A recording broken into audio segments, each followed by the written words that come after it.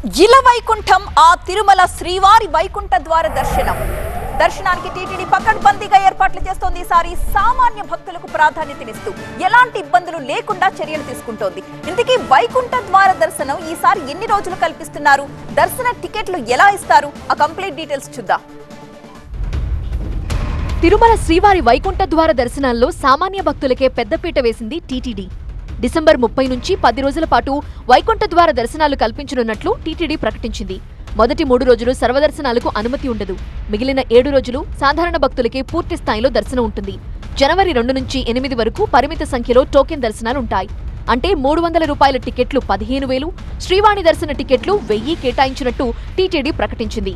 జనవరి 2వ తేదీ నుండి 8వ తేదీ వరకు ఆన్లైన్ ద్వారా రోజువారీ 15,300 రూపాయల టికెట్లు, ప్రత్యేక ప్రవేశ దర్శన టికెట్లు 1000 శ్రీవాణి ట్రస్ట్కు రెగ్యులర్ పద్ధతిలో కేటాయించాలని చెప్పి కూడా డిసైడ్ చేయడం.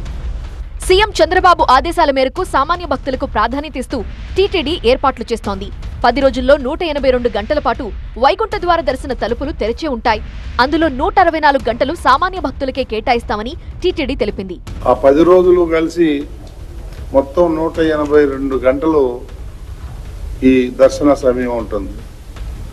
అందులో దాదాపు 164 గంటలు సామాన్య భక్తులకి కల్పించాలనేటువంటిది నిర్ణయం తీసుకున్నాం.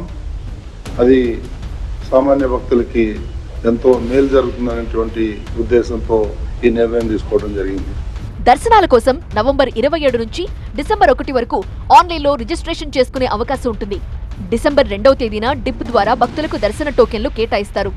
మొదటి 3 రోజులకు గాను భక్తులు TTD website, mobile app, WhatsApp ద్వారా ఈ డిప్ కోసం రిజిస్ట్రేషన్ చేసుకోవచ్చు. ఇది తెలుగు, తమిళ, కన్నడ, హిందీ, ఇంగ్లీష్ భాషల్లో అందుబాటులో ఉంటాయి. వైకుంఠ ద్వారాలు తెరిచే 10 రోజుల పాటు శ్రీవారి ఆలయంలో జరిగే అన్ని ఆర్జిత సేవలతో పాటు ప్రత్యేక దర్శనాలు రద్దు చేసింది టీటీడీ. మొదటి 3 రోజులు 2,10,000 మంది సామాన్య భక్తులకు వైకుంఠ ద్వార దర్శనం కల్పించేలా టీటీడీ ఏర్పాట్లు చేసింది. మొత్తంగా ఆ 10 రోజుల పాటు 8 లక్షల మంది భక్తులకు వైకుంఠ ద్వార దర్శనం దక్కనుంది. ఇక పరకామణిలో చోరీ కేసును నిష్పక్షపాతంగా విచారణ జరిపి బాధ్యులపై కఠిన చర్యలు తీసుకోవాలంటూ టీటీడీ తీర్మానం చేసింది. పరకామణి కేసు ఏదైతే ఉందో బాధ్యులపై క్రిమినల్ చర్యలు కూడా తీసుకోవాల్సిందిగా బోర్డు తీర్మానం చేయడం జరిగింది. ఎంతటి వాళ్ళు ఉన్నా కానీ ఆ ఒక ఇన్సిడెంటే కాకుండా దాని ముందు, దాని తర్వాత ఇలాంటివి ఏమన్నా జరిగాయా అనేటువంటిది సమగ్రంగా దర్యాప్తు చేయాలని చెప్పేసి బోర్డు నిర్ణయం చేసింది.